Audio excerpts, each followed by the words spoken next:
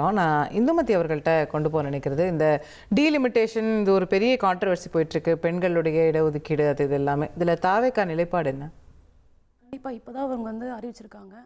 அவங்க போய் அங்கே விவாதம் பண்ணால் தான் என்ன பிரச்சனைன்றதை நம்ம பேச முடியும். இப்போ தான் அவங்க அதை பற்றியே வெளியிட்டிருக்காங்க.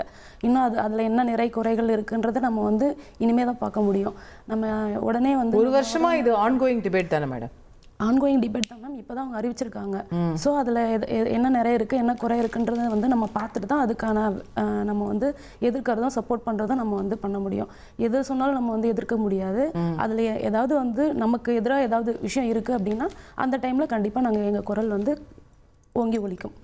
இப்போ நீங்கள் பாஜகவை கொள்கை எதிரின்னு எஸ்டாப்ளிஷ் பண்ணியிருக்கிறீங்க. இப்போ தமிழக முதல்வர் கடுமையாக இதை எதிர்த்து பேசியிருக்கிறாரு. நீங்கள் பிஜேபி இதில் ரொம்ப தவறு செய்யுது அப்படின்னு தமிழக முதல்வர் ஆல்ரெடி எடுத்து பேசிட்டாரு. அதிமுக அவங்களோட கூட்டணியில் இருக்காங்க, ஒரு நிலைப்பாடு எடுத்துருச்சு. ஸோ தாவேக்கா எப்போ நிலைப்பாடு எடுப்பீங்க? அதான் மேம், அவங்க நாடாளுமன்றத்தில் என்ன பேசுகிறாங்கன்றதை பொறுத்து தான் நம்ம அந்த பில் வந்ததுக்கு அப்புறம் தான் நம்ம எது ஒன்றும் பேச முடியும். எந்த அளவுக்கு நமக்கு எஃபெக்ட் ஆகுது, எந்த அளவுக்கு நமக்கு பாசிட்டிவ் ஆகுதுன்றதை பொறுத்து தான் நம்ம பேச முடியும். ஒரு விஷயம் அவங்க கொண்டு வராங்கன்னும் போது நம்ம எந்த ஒரு அதாவது பின்புலமும் தெரியாமல் நம்ம எதுவும் பேசக்கூடாது. ஸோ அதில் நமக்கு பாசிட்டிவாக வருது அப்படின்னா அதுக்கு நம்ம ஆதரிக்கணும்.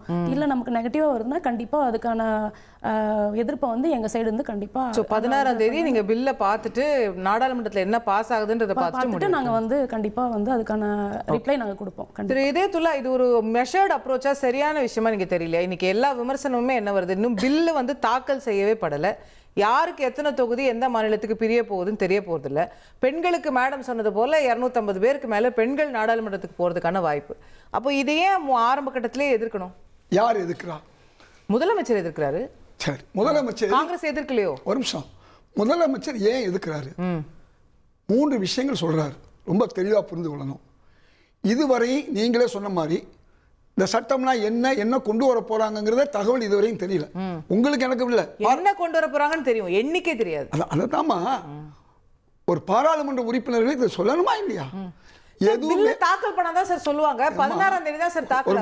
ஒரு நிமிஷம், இது போன்ற விஷயங்களை மற்ற கட்சிகளோட உட்கார்ந்து முடிவு பண்ணு. இது ஒரு சாதாரண டீலிமிட்டேஷன் கமிஷன் ஒன்று போடணும் சார். அதில் நீங்க எல்லாருமே இருப்பீங்க, எல்லா கட்சியும் இருப்பீங்க. நிச்சயமாமா, நான் சொல்ல வேண்டியது இதை 2 விஷயம். முதல்ல விளக்கம் சொல்லலை. 2வது, இந்த நேரம் இந்தியாவில் கால் பகுதி ஏரியாவில் தேர்தல் நடக்குது. தேர்தலில் பாராளுமன்ற உறுப்பினர்கள் கலந்து கொள்ளணும். இப்படிப்பட்ட ஒரு சூழல்ல மேற்கு வங்காளம், அதே மாதிரி தமிழ்நாடு, கேரளா, இப்படிப்பட்ட ஒரு நேரத்தில் இதை செய்யலாமா? அடுத்த கேள்வி.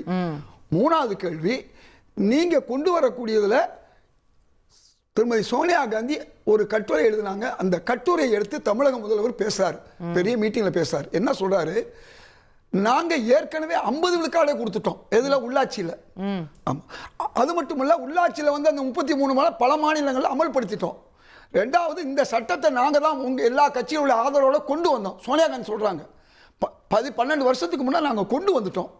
11 வருஷமா கொடுக்காம இன்னைக்கு மகளிர்ங்கிற பேர்ல நீங்க இதை கொண்டு வர்றத 2-3 விஷயங்களை கொண்டு வந்து இந்த மாதிரி எதிர்கட்சிகள் எல்லாம் ஆளுகின்ற மாநிலம் கேரளா, மேற்கு வங்காளம், தமிழ்நாடு ஆளுகின்ற ஒரு நேரத்தில் இந்த தேர்தல் நேரத்தில் ஒரு வாரம் கழிச்சு ஏன் வைக்கக்கூடாது?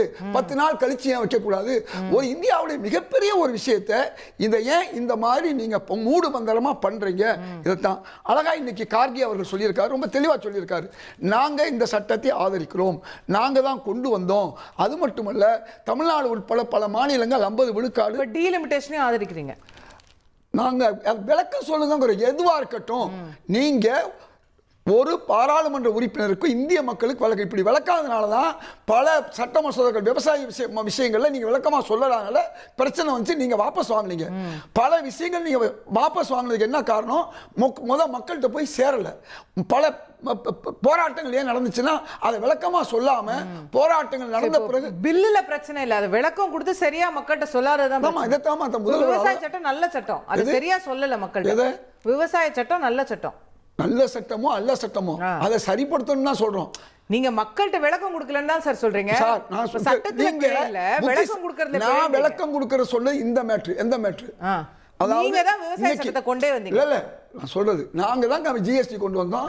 ஆனா நியாயமான ஜிஎஸ்டி கொண்டு வந்தோம். அநியாய கொண்டு வந்தது சொல்லுங்க. இந்த கேள்வி நீங்க பேசவே விட மாட்டீங்க. 4 கேள்வி கேட்டீங்க, ஒரு கேள்விக்கு பேச விடலாம். இல்ல சார், எனக்கு அதிர்ச்சியா இருந்தது, அதனால தான் கேட்டேன். நீங்க விவசாய சட்டத்தெல்லாம் உங்களுக்கு அதிர்ச்சியே வரலாம்.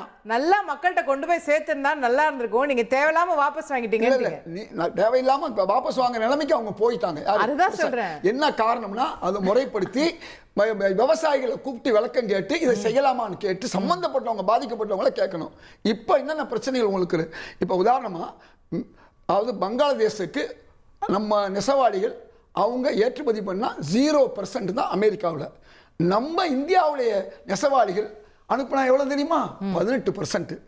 நம்முடைய விவசாய பொருட்களை அங்கே அனுப்பிச்சா 18%. ஆனா அமெரிக்காவில் வெறும் 46 பில்லியன் வாங்கிட்டு இருந்தோம். நம்ம 146 வாங்க வேணும்னு சொல்லி ட்ரம்ப் சொல்றாரு. ஆமா ஜாமின்னு சொல்றோம். நீ இதுவரை 0ல இருந்து 6% கட்டின, இனிமே 18 கட்டுன்னு சொன்னா அதையும் கேட்டுட்டு வர்றோம். இத விளக்க மக்களுக்கு சொல்லக்கூடாதா? இதுதான் இப்ப டெல்லி. இப்ப வந்து நீங்க டாரிஃப் வார்க்கு போயிட்டீங்க இல்லையா? இப்போ எல்லாமே என்ன சொல்ல வரேன், எதையுமே சுயமா உங்களுக்கு தீர்க்கமா முடிவுகள் எடுக்க தெரியாம ட்ரம்ப் சொன்னா நீங்க கேக்குறீங்க, மத்தவங்க சொன்னா கேக்குறீங்க. இது ஒரு விஷயம். வர நம்ம ராஜகம்பீரன் அவர்கள்ட்ட கொண்டு போக நினைக்கிறேன். இதுல வந்து இந்த டெல்லி வெர்சஸ் தமிழ்நாடு அப்படிங்கறது முதல்வர் சொன்னது இதுவே ஒரு பேசு பொருளா ஆயிட்டு இருக்கு தேர்தல்ல. இப்போ எதிர்க்கட்சி தலைவர் சொல்றாரு, சார் இது தமிழ்நாடு தேர்தல் சார், இங்க பத்தி பேசுங்க சார், ஏன் டெல்லி பத்தி பேசுறீங்கன்றாரு. தொடர்ந்து முதலமைச்சர் இன்னைக்கு அவர் வெளியிட்டிருக்கக்கூடிய காணொலியில கூட மத்திய அரசு கடுமையா எதிர்த்து அவருடைய ஒரு பிரச்சாரத்தை முன்வைக்கிறாரு. இப்போ இதுல எது இந்த டெல்லி அப்படிங்கிற விஷயம் உண்மையிலேயே தமிழ்நாடு தேர்தலில் ஒரு சட்டமன்ற தேர்தலில் எதிரொலிக்குதா? திராவிட இயக்க வரலாற்றை புரிந்தவர்களுக்கு தெரியும், டெல்லியோடு முரண்பட்டு அங்கு போர் செய்துதான், ஜனநாயக போர் செய்துதான் திராவிட இயக்கம் வந்து இந்தியை இல்லாமல் செய்தது. மும்மொழி கொள்கையை ஏற்க விடாமல் கடந்த காலங்களிலே மொழி போராட்டத்தை நடத்தியது. எல்லாமே டெல்லி சர்க்காரோட தான் போராட்டம். எமர்ஜென்சி காலத்துல வந்து காங்கிரஸ் அன்றைக்கு இருந்த மத்திய சர்க்காரோட தான் திமுக போராடி இருக்கிறது, எதிர்த்து போராடி இருக்கிறது. எல்லா விஷயத்திலையுமே நீங்க மத்திய சர்க்காரோடு போராடிதான் மாநில சுயாட்சியை வந்து பெற முடியும் அப்படிங்கறதா கடந்த கால வரலாற்றினுடைய யதார்த்தம். அப்ப டெல்லிக்கும் தமிழ்நாட்டுக்குமான தேர்தல் என்று சொல்வது, எங்கள் உரிமைகளை யார் மறுக்கிறார்களோ, மாநிலத்தின் உரிமைகளை யார் மறுக்கிறார்களோ அவர்களோட தானே ஜனநாயக போரை நடத்த முடியும். இங்க ஒரு கட்சி வந்து விழுந்தே விட்டதப்பான்ற மாதிரி நீங்க அதிமுக என்பது மெல்ல மெல்ல சேர்ந்து கங்கா சந்திரமுகியா மாறிட்டான்னு சொல்றது மாதிரி இன்னைக்கு அதிமுக பாஜகவாக மாறிவிட்டது. இன்னைக்கு அதிமுக தலைவர்களே பாரத் மாதா கி ஜெய்னு போகக்கூடிய இடத்துக்கு போயிட்டாங்க. அவர்கள் வந்து தங்கள் தனித்தன்மையை, அவர் அண்ணாதான் இந்த கட்சியினுடைய தலைவர் என்பதை அதிமுக மறந்து விட்டது. முழுக்க முழுக்க பாஜகவின் கிளைக்கழகமாக மாறிவிட்டது. அப்ப கடந்த காலங்களில் திமுகவா அதிமுகவாங்கிற போராட்டம் இன்றைக்கு ஏன் டெல்லியை நோக்கிய போராட்டமாக மாறுகிறது என்று சொன்னால், ஏன் அதற்கு எதிர்நிலைப்பாடு என்று சொன்னால், அவர்கள் தலைமை வைக்கிறார்கள். கூட்டணி கட்சியெல்லாம் தாமரை சின்னத்தில் போட்டிடுறாங்க. தமிழ் மாநில காங்கிரஸ் எல்லாம் தாமரை சின்னத்தில் போட்டியிறாங்க. ஒரு மாநில கட்சிக்கான தேர்தலிலே தேசிய கட்சியின் சின்னத்திலே போட்டியிடுவது என்கிற வழக்கத்துக்கு மாறான விஷயங்கள் ஏன் நடக்கிறது என்று பார்க்கிற போது அவர்கள் முழுக்க முழுக்க அந்த தேசிய கட்சியினுடைய கட்டுப்பாட்டிற்குள்ளே சென்று விட்டார்கள் என்கிற யதார்த்தத்தை புரிந்து கொண்டுதான் தமிழ்நாட்டின் முதலமைச்சர் நம்முடைய எல்லா கோரிக்கைகளை வென்றெடுப்பதற்கு நமக்கு எதிராக இருப்பவர்கள் யார்? ஒரு சட்டமன்ற தேர்தல்ல இந்த 5 ஆண்டு ஆட்சியுடைய செயல்பாட மக்கள் எவாலுவேட் பண்ண மாட்டாங்களா? நீங்க டெல்லி வர்சஸ் தமிழ்நாடுன்னு அவர் சொல்றதுனாலே உடனே அந்த ஒரு விஷயத்தை மட்டும்தான் மக்கள் பார்ப்பாங்களா? ஆமாங்க, பல நலத்திட்டங்களை திமுகவினுடைய அரசு நிறைவேற்றி இருக்கிறது. மகளிர் உரிமை தொகை கொடுத்திருக்கிறாங்க, புதுமை பெண் திட்டத்தை நிறைவேற்றி இருக்கிறாங்க, நான் முதல்வன் திட்டத்தை நிறைவேற்றி இருக்கிறாங்க, எவ்வளவோ விஷயங்களை செய்திருக்கிறது இந்த அரசு. விடியல் பேருந்தை வந்து மகளிர் பேருந்தாக மாற்றி இருக்கிறார்கள். எவ்வளவோ விஷயம் நடந்திருக்கிறது. லேப்டாப் கொடுத்திருக்கிறாங்க, எல்லா நலத்திட்டங்களும் செஞ்சிருக்கிறாங்க. எங்களுக்கு இந்த மாநில அரசினுடைய வளர்ச்சி பணிகளுக்கு யார் தடையாக இருக்கிறார்கள்? யார் வெள்ள நிவாரணம் தருவதற்கு மறுத்தார்கள்? யார் தேசிய கல்விக் கொள்கையில் தர வேண்டிய நிதியை தராமல் தடுத்தார்கள்? யார் கீழடியை அங்கீகரிக்க மறுத்தார்கள்? தொடர்ந்து நம் மீது வந்து யார் வந்து நம்மை புறக்கணிக்கிறார்கள்? மதுரைக்கும் கோயம்புத்தூருக்கும் மெட்ரோ வருவதற்கு யார் தடையாக இருக்கிறார்கள்? தமிழ்நாட்டினுடைய வளர்ச்சிக்கு தடை போடுகிறவர்கள் யார்? ஏன் மருத்துவக் கல்லூரிக்கு மீண்டும் மீண்டும் அனுமதி தர மறுக்கிறார்கள்? உங்களுக்கு போதுமான மருத்துவக் கல்லூரி இருக்கிறது, நாங்கள் அனுமதிக்க மாட்டோம் என்று யார் சொல்லுகிறார்கள்? மத்திய அரசாங்கம் தானே சொல்லுது. அப்ப வளர்ச்சிக்கு யார் தடை விதிக்கிறார்களோ அவர்களோட தானே நம்ம போராட முடியும்.